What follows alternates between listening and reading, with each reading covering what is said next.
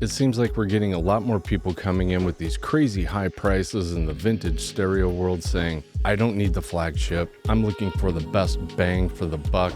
I'm looking for the sweet spot. Most people agree 50 watts per channel is plenty of power for the average consumer with the average consumer speakers, and that's our goal with this list.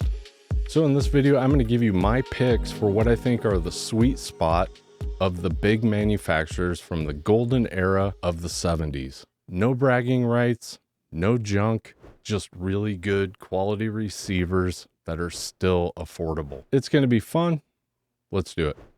And this video is brought to you by skylabsaudio.com. Lots of vinyl records, t-shirts, slip mats, products by Grado, Advanced Paris, Wharfdale, and many others. Head over to Skylabs Audio. We appreciate you supporting the channel and our local small business. Thank you.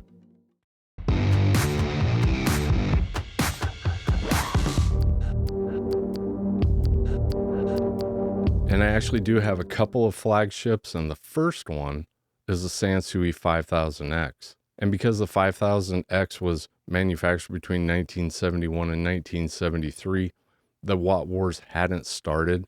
Their flagships were 50 watts per channel. This is another receiver that if you are looking for that warm 70s vintage sound, I do think a 5000X would give a Marantz a run for its money. Definitely underrated. The build quality's there, the sound's there. The price is low. We're still seeing these 600, maybe up to 1,000 for fully restored in really good shape with the real wood walnut cabinet. The only thing that bums people out about these, and it really is kind of an easy fix, are the lights. I don't know why Sansui did this, but if you're not in AM or FM, the backlighting for the tuner goes black. And the only thing I can come up with for this is maybe Sansui thought, you know, you're in a dark room, maybe you're wanting to listen to a record or you're reel to reel while you're falling asleep.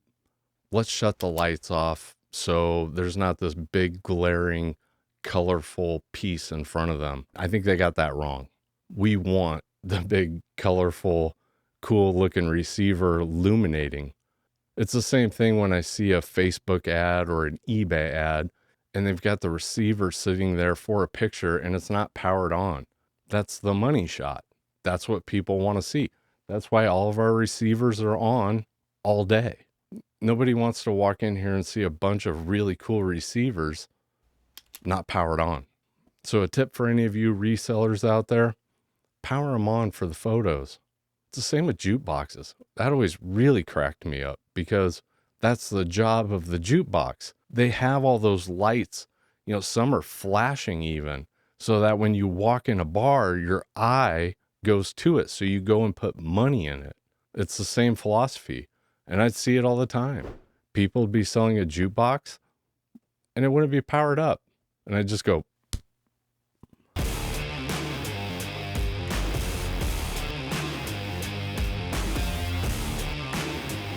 and what would a Skylabs list be without the Harman Kardon 430 Twin? And you might be saying, but Kevin, the 430 Twin is only 25 watts per channel. And I would say, yes, you are correct, but it's different. This is dual mono. It's got a lot of current.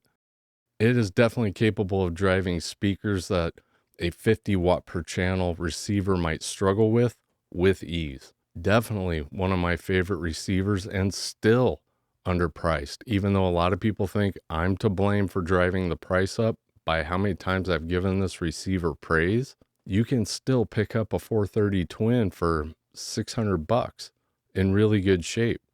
And definitely don't let that 25 watts per channel fool you. Everybody I've talked to that's owned one of these says the same exact thing. It performs like it's got 50 to 100 watts per channel. So it's not just me. It really isn't.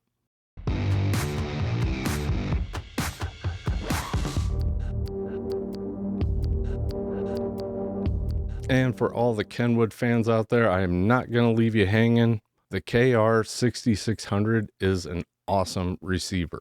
They sound great. They look great. They're built really well. You've got 60 watts per channel. These came out in 1977, $440 MSRP. And that's really kind of what they're selling for today. I'm seeing a lot of KR6600s around the $500 to $700 range, which makes the Kenwood 6600 a really good deal. The other cool thing about this receiver is you could actually kind of somewhat customize it. And what I mean by that is you had an option. You could get a wood cabinet with it.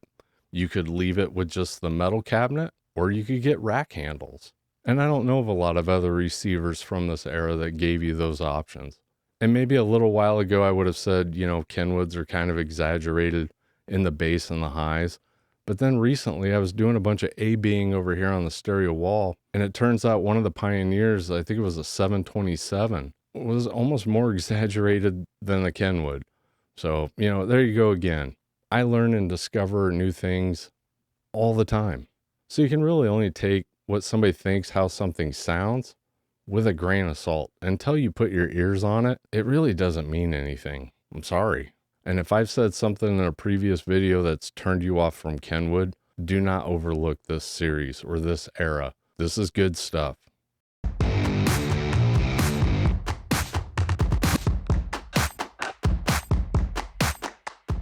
And another one that is criminally undervalued, the Yamaha CR820. 1978, you got 50 watts per channel, $440 MSRP, and that's kind of the same price we're seeing today. I think the cabinets from Yamaha in this era were top notch. They looked great. It wasn't an option with this model. It came with the wood cabinet.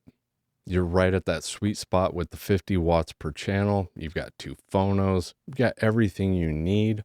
And while a lot of people, including myself, tend to describe these as on the neutral side or even a little bit sterile, just keep in mind the difference between something I would consider a little sterile and a little warm. It's pretty minuscule.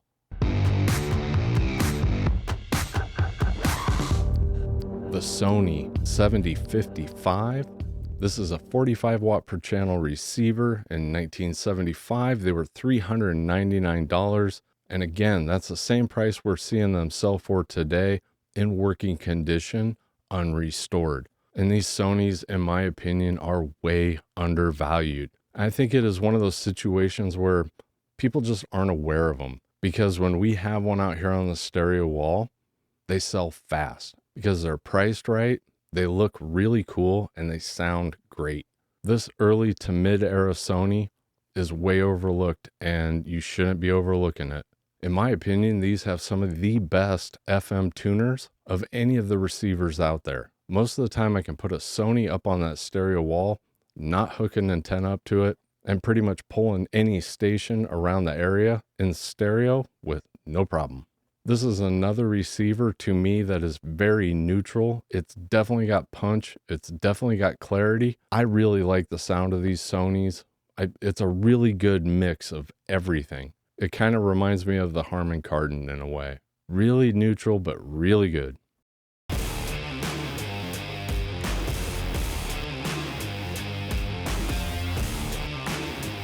Any of you that have been a regular viewer for any amount of time know how much I love the SX50 series, so I doubt it's a big shock that from Pioneer, I'm going to go with the 850. The SX850 really has everything going for it, from the looks, the build quality, the sound, plenty of inputs, outputs. You got 2 sets of speakers. It's perfect. It would be perfect for me. And while the 850 isn't dead center in the middle of this series, it is the first receiver in the lineup to get a real wood veneer. The 750 and below are all vinyl wrap, which is definitely an upgrade from the 750 and below. And while there's still the 950, 1050, and 1250 above it, I do think at around $1,000 for a really nice SX850, I think it's more than most of us need. It's iconic, it's highly repairable, it's way overbuilt, it checks almost every single box except for bragging rights. We are so close to the 100,000 subscriber mark, so I'm going to make a plea to you. If you haven't subscribed, please hit the subscribe button. You can always unsubscribe later. I really appreciate it. Thanks.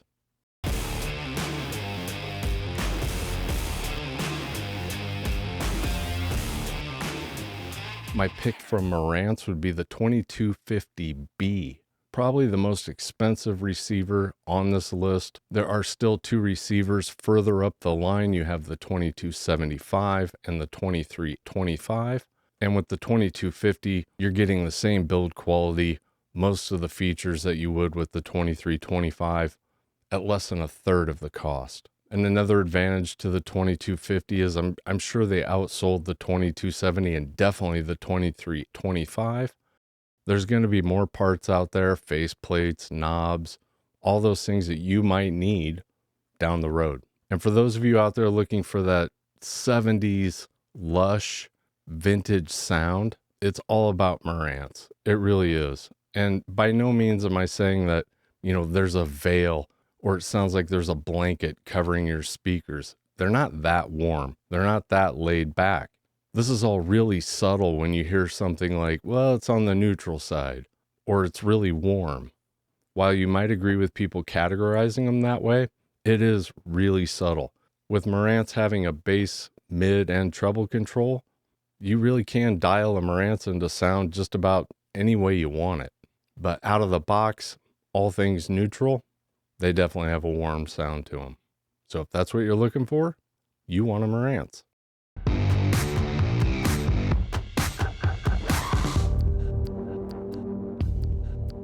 I love these receivers, and so does everybody else, especially when you put the blue LEDs in them. And I am not somebody that likes changing the color of receivers, except for the Mark II Onkyos. And I know a lot of you might poo-poo on that. I'll get some kickback in the comments. I always do. Anytime we show an Onkyo with blue LEDs in it, I get a little kickback. But you have no idea how fast those things sell when we put them up on the stereo wall with blue LEDs in them. We just sold one Saturday, and I think we put it out on Friday. I'm almost positive of that. This is a 60 watt per channel receiver. Damn it, I didn't look up the MSRP. Hold on. In 1979, the Onkyo 4500 Mark II was $450.